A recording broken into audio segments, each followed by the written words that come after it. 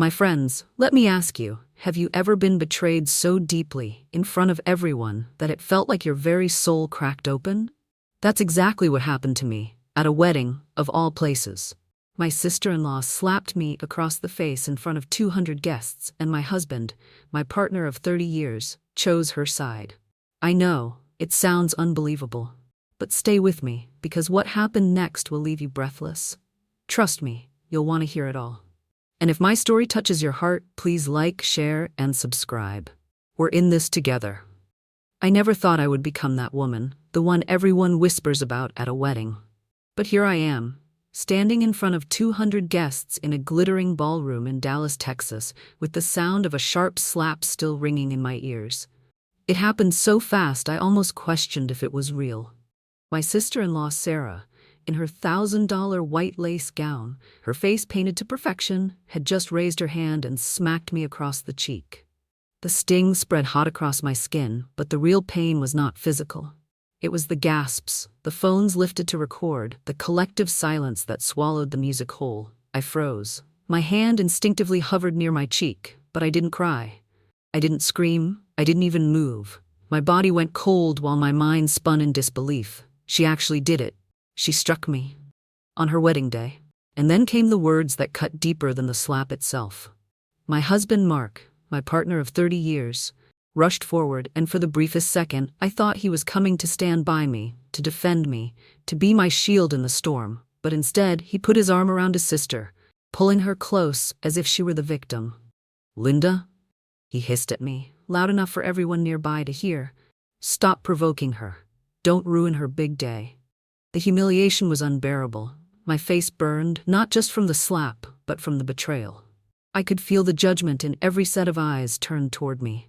Co-workers, church friends, neighbors, people I had cooked Thanksgiving dinners for, people who had sat at my dining table, all of them watching me be reduced to nothing by the two people who should have valued me most. Sarah's mascaraed eyes gleamed with triumph, her lips curling into the faintest smirk. For years she had taken small jabs, mocking comments, passive-aggressive digs, and Mark always brushed them off, calling me too sensitive. But today she didn't just cross a line, she obliterated it. I wanted to leave. Every instinct told me to run, to hide my shame, to bury my tears in the bathroom stall of that 5-star hotel. But something in me, something I hadn't felt in years, kept me rooted. A quiet voice whispered, "Stand still. Don't give her what she wants." I looked at Sarah. I looked at Mark. And then my gaze shifted to David, the groom. His face wasn't shocked, not really. He was studying Sarah with a look I couldn't quite read. Not anger, not surprise, something heavier. And in that moment I realized, this story wasn't over, not even close. But what David, the groom, did next. No one was ready for it. People see the slap and think that's where the story begins. But the truth is, it started long before that wedding. To understand why it cut so deep, you'd have to know who Sarah once was to me. I met her when she was just a shy little girl, no older than 9, hiding behind her mother's skirt the first time Mark introduced me to the family. She had freckles, pigtails, and a laugh that was contagious. She clung to me almost instantly, asking me to braid her hair, begging me to sleep in her room whenever I visited. Back then, she called me the big sister I never had. When Mark and I married, I embraced her like she was my own. She spent weekends at our house, eating pancakes in her pajamas, watching Disney movies on the couch while I painted her nails. I never treated her like a sister-in-law. She was family, blood or not. Years later, when she turned 18, she dreamed of leaving Dallas to study fashion in New York. Her parents couldn't afford tuition, and Mark wasn't in a position to help. So I stepped in. Quietly, without making it about me, I paid her first semester's fees. I told her it was a loan, but deep down, I never expected her to repay me. I just wanted to see her flourish, and she did. She blossomed in that city. Whenever she flew home for holidays, she carried designer purses, wore chic clothes, and spoke with a confidence that felt brand new. I was proud. I truly was. I told everyone at church how Sarah was chasing her dreams, how she would become someone important one day. But something changed. Maybe it was success, maybe it was pride. She stopped calling me big sis and started treating me like I was beneath her. She'd roll her eyes when I asked about her classes, make little comments about my suburban lifestyle. Once, she laughed in front of her friends and said, "Linda doesn't even know the difference between Chanel and Dior." Everyone chuckled, including Mark. It stung, but I told myself it was just a phase. I thought deep down she still remembered the woman who had tucked her into bed, who had sent her care packages during finals week, who had stood outside in the pouring rain to cheer her on at high school graduation. Maybe I was naive. Maybe I held on too tightly to the version of Sarah I once knew, but I truly believed love and patience could hold us together. That's why, when her engagement was announced, I felt nothing but joy. I threw myself into helping, booking the florist, designing the invitations, even covering some deposits when payments ran late.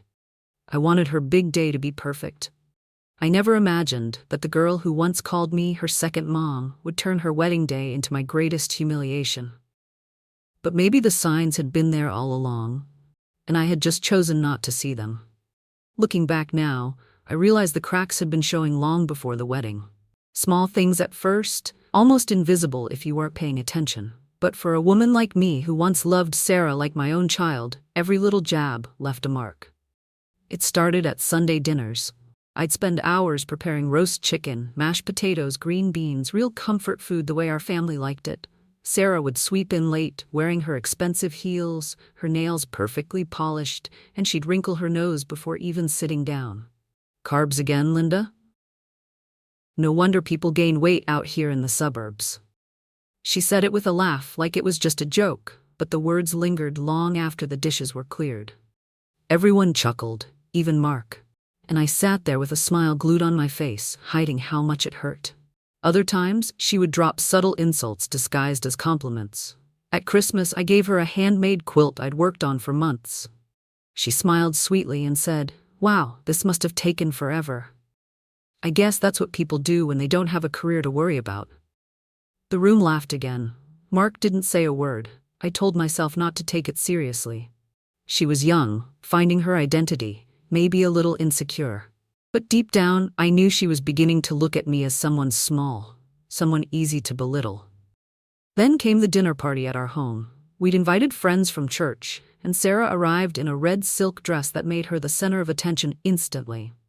During dessert, one of the guests complimented my chocolate cake, and Sarah smirked, leaning across the table. "Linda can bake, sure, but ask her anything about real business or politics, and she's lost." The table roared with laughter. I felt my cheeks burn. But I stayed silent, refusing to give her the satisfaction of seeing me break.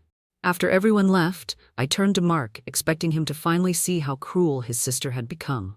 But all he said was, "She didn't mean it. Don't be so sensitive." Those words cut me deeper than Sarah's insults. Because if my husband, my supposed partner, couldn't stand beside me, then what protection did I really have? Still, I convinced myself that family meant forgiving, enduring, and hoping people changed. I swallowed my pride and carried on, keeping my pain hidden, because isn't that what women like me were taught? To keep the peace, to hold the family together no matter the cost? But Sarah was sharpening her tongue like a weapon, testing how far she could push me. And Mark's silence gave her permission to go even further. I should have recognized then what was coming. The disrespect wasn't random. It was deliberate, and she wasn't done. What happened at her bridal shower would prove just how far she was willing to go to humiliate me. If the Sunday dinners and casual insults were warning signs, the bridal shower was the flashing red light I should never have ignored. That day still feels like a bruise on my memory, one that no amount of time can heal. Sarah's maid of honor had planned the shower at a stylish cafe in downtown Dallas. The place was filled with pastel balloons, a mimosa bar, and rows of tiny cupcakes topped with glittering icing. I walked in carrying a carefully wrapped gift and a handwritten card I had spent hours on the night before. My words had come from the heart. Blessings for her marriage, hopes for her future, reminders of the love we once shared. When it was my turn to hand her the gift, I placed it in her lap with a smile. She tore the paper, glanced at the gift, and then, without even opening my card, she held it up between two fingers. "This is so typical of Linda," she announced loudly, her voice dripping with disdain. always trying so hard to look perfect in front of everyone. And with that, she ripped the card in half. Right there, in front of 30 women.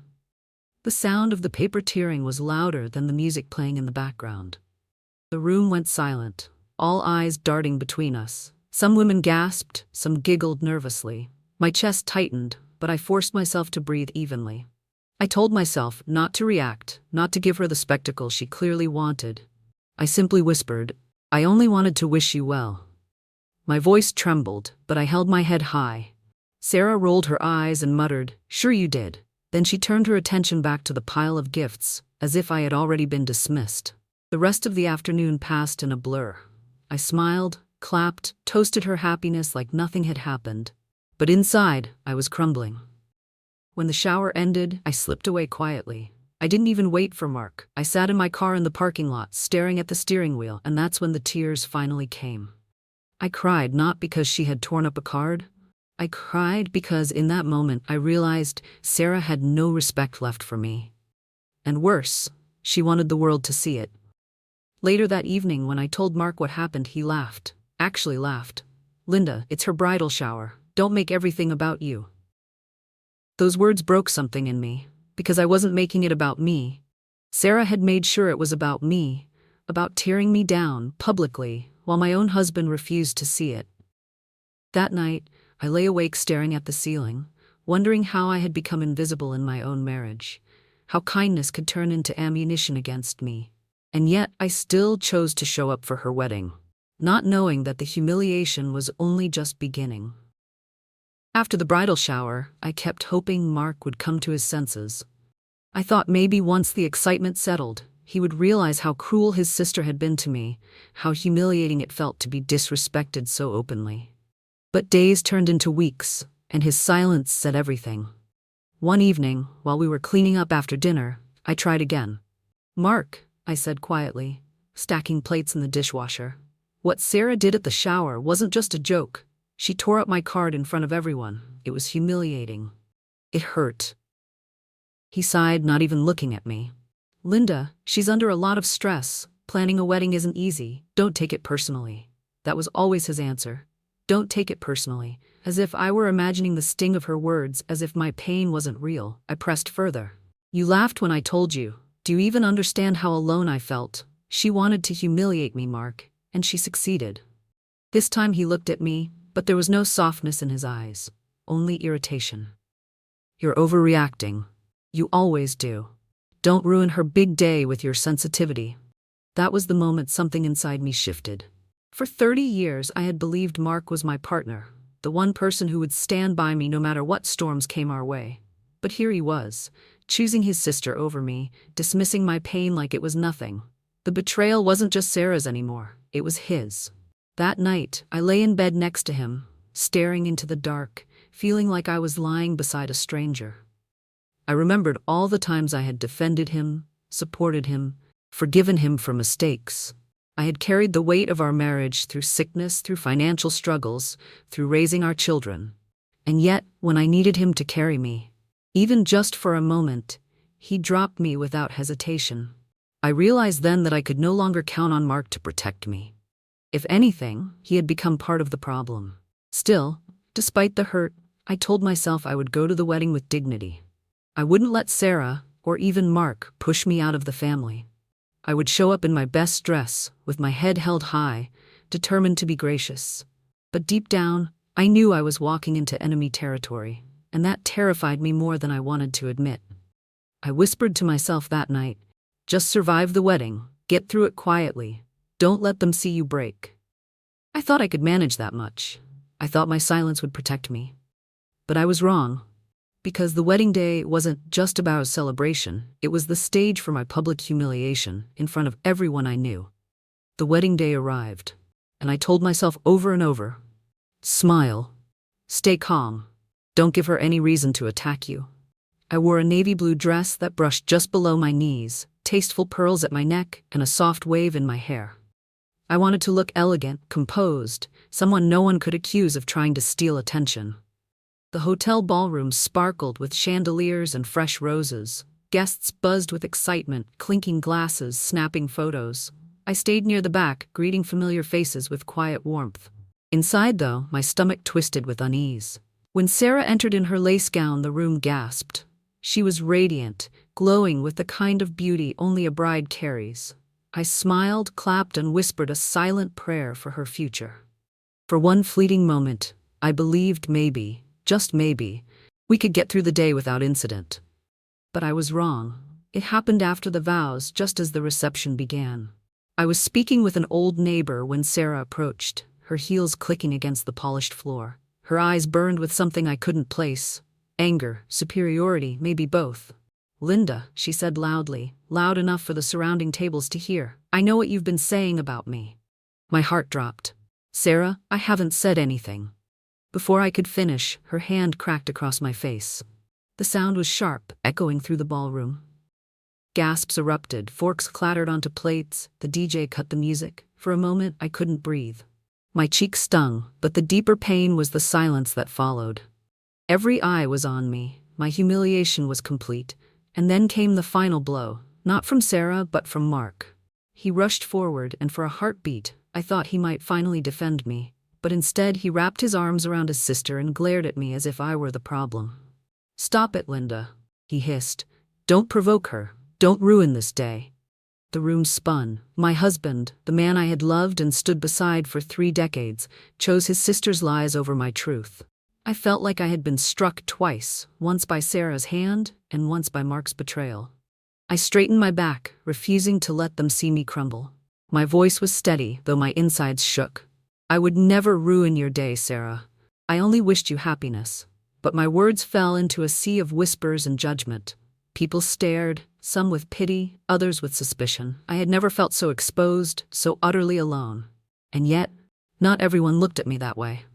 Out of the corner of my eye, I caught David, the groom. His face wasn't shocked, not exactly. It was something else. Heavy, calculating. In that split second, I knew this moment wasn't finished. There was something David knew, something he hadn't said yet. And when he finally spoke, none of us would ever forget it. After the slap, chaos rippled through the ballroom. Guests whispered, some even raised their phones higher to capture what they thought was the scandal of the night. Sarah stood tall, her hands still trembling from the strike, her expression twisted into false righteousness. Mark clung to her side, glaring at me like I was the villain. But when I looked past them, my eyes locked on David, the groom, the man who had just pledged his life to Sarah. He didn't look surprised. He didn't rush to console his bride or scold me for supposedly provoking her. Instead, he stood frozen, jaw tight, eyes narrowed, not in confusion but in something far heavier. I watched him carefully, his hands clenched and unclenched at his sides, his lips pressed into a thin line. It wasn't the look of a man blindsided by drama. It was the look of a man carrying a secret. For a moment, our eyes met. And I swear, in that silent exchange, he was trying to tell me something, but he stayed quiet. The DJ restarted the music. Awkward laughter filled the room, and people tried to smooth over the tension with clinking glasses and polite chatter. But the energy had shifted. The humiliation still burned on my cheek, yet something else simmered beneath the surface, an undercurrent no one else seemed to notice. I studied David as he moved through the room, shaking hands, accepting congratulations. His smile was forced, his laughter hollow. Whenever Sarah clung to his arm, his body stiffened almost imperceptibly. She seemed too caught up in her own victory to notice, but I did. Something was wrong. Later, when the photographer called for family pictures, Sarah insisted I stand far off to the side, away from Mark and the rest. I obeyed, too drained to fight.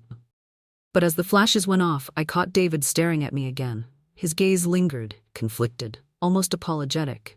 It struck me then, he wasn't silent because he was blind to her cruelty. He was silent because he was waiting, watching, gathering strength for something bigger. That thought chilled me. What could he possibly be holding back on his own wedding day? As the evening dragged on, I sat alone at a table near the edge of the dance floor. Couples swayed under the chandeliers, laughter filled the air again, but my mind was elsewhere. Every so often, I'd glance at David, and every time, I saw that same heavy look shadowing his face. I didn't know what it meant yet, but I knew one thing. This story wasn't finished. And deep inside I felt it. David's silence wasn't cowardice. It was a storm gathering, waiting for the right moment to break. And when it did, it would change everything. After the slap, after Mark's betrayal, I realized I had two choices: collapse under the humiliation or rise above it. Every bone in my body wanted to scream, to defend myself, to expose the years of cruelty Sarah had hidden behind her sweet smile. But I didn't. Instead, I chose silence. Silence, I discovered, is a weapon. It unsettles people more than shouting ever could. And so, while whispers swirled through the ballroom and Sarah basked in her little performance of victimhood, I straightened my shoulders, smoothed my dress, and walked back to my seat with my head held high. Not a tear, not a word, just dignity. The sting on my cheek still burned, but my calmness burned brighter. I saw it in the faces around me, guests who expected a scene, who wanted fireworks. When they didn't get it, their attention shifted. Some even began to question what they had witnessed. At the table, I lifted my glass of water, sipped slowly, and forced myself to breathe. I thought of my mother, a woman who endured far worse than public humiliation, yet always carried herself like a queen. "Don't let them see you broken," she used to say. That memory steadied me. Sarah, however, couldn't leave it alone. She strutted across the dance floor, her white gown dragging like a banner of victory, pausing every so often to retell her version of the slap to eager listeners.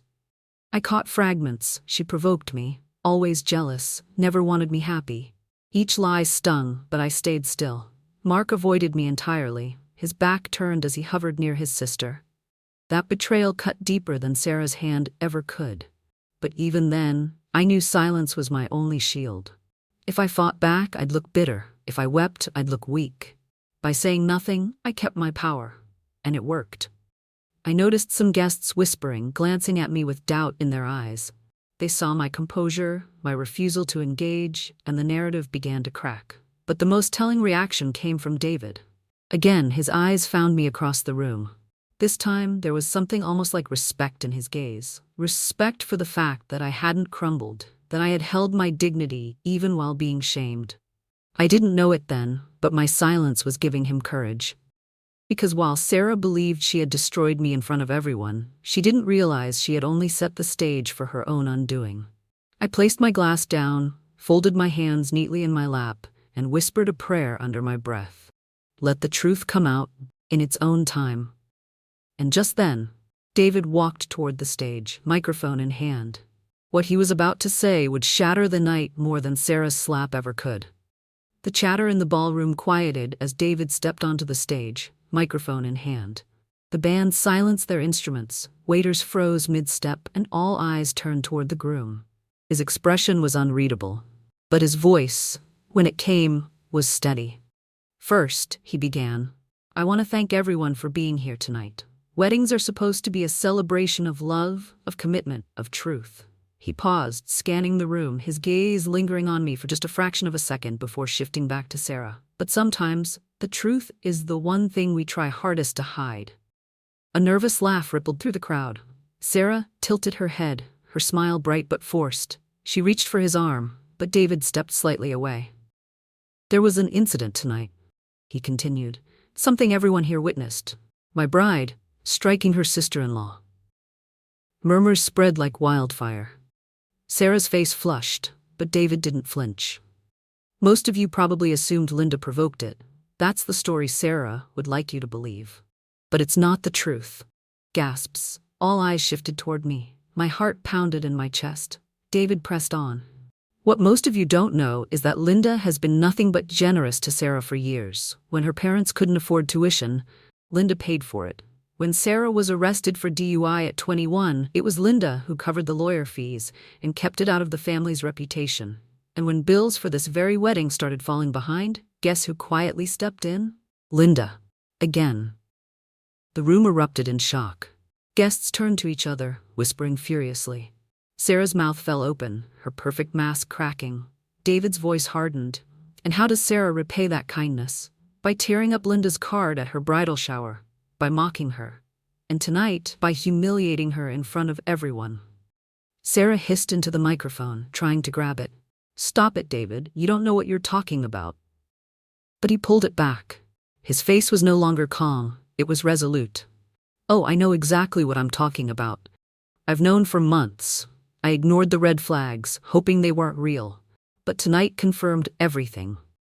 Sarah, if you can publicly attack the woman who has done nothing but protect you, then what does that say about the vows you just made to me? The silence was deafening. Even the chandeliers seemed to hold their breath. I sat frozen, torn between gratitude and disbelief. Someone was finally speaking the truth, loudly, boldly, in a way I never could. David looked directly at me then, and his words hit like thunder. Linda, you deserved so much better than what happened tonight, and everyone here deserves to know exactly who they're celebrating. Sarah's hands shook, her eyes darting desperately across the room, searching for someone to defend her. But no one moved. And then David spoke the final words that would bring the entire night crashing down. The room was suffocating with silence. David stood on the stage, chest rising and falling with the weight of his words. Sarah's face had gone pale beneath layers of makeup, and Mark looked like he'd swallowed a stone. Everyone waited for David's next breath, as if the entire wedding hinged on it. He raised the microphone again. Sarah, he said slowly, each syllable sharp, you've told this room that Linda is jealous of you, that she wanted to ruin your day. But the truth is, you've been the one lying, hiding, and betraying. The crowd gasped again. Sarah shook her head violently. No, David, stop! Don't do this here. Her voice cracked, panic replacing arrogance. But David didn't stop. A marriage is supposed to be built on trust. And I wanted to believe you. But I found out what you've been doing these past few months. How many nights did you tell me you were busy with wedding planning? How many times did you say you were at fittings or with your bridesmaids? Should I tell them where you really were? The color drained from Sarah's face completely. Her lips trembled, but no words came. David's jaw clenched. You weren't with your bridesmaids. You weren't at fittings. You were with another man. A collective gasp ripped through the ballroom. Women covered their mouths, men shook their heads, whispers exploded like wildfire. Sarah staggered backward, clutching the edge of a table for balance. That's not true, she screamed. He's lying. But David was ready. He pulled his phone from his pocket, holding it up high. I didn't want to believe it either, until I saw the messages, until I saw the hotel receipts, until I saw the photos. The murmurs turned into a roar. Guests shifted uncomfortably, some standing to get a better view, others shaking their heads in disbelief. Mark looked stunned, glancing between his sister and David, his lips moving, but no words coming out. For the first time that night, he had nothing to say. I sat there frozen, my hands gripping the edge of the table. My humiliation had shifted, transformed into something else entirely. For years I had borne Sarah's cruelty in silence, but now the truth was out, and it wasn't just about me anymore. David's voice dropped, quieter but heavier. I won't marry someone who dishonors her family, her vows, and herself. This wedding is over. The ballroom erupted. Gasps, cries, even a few claps from guests who couldn't hide their satisfaction.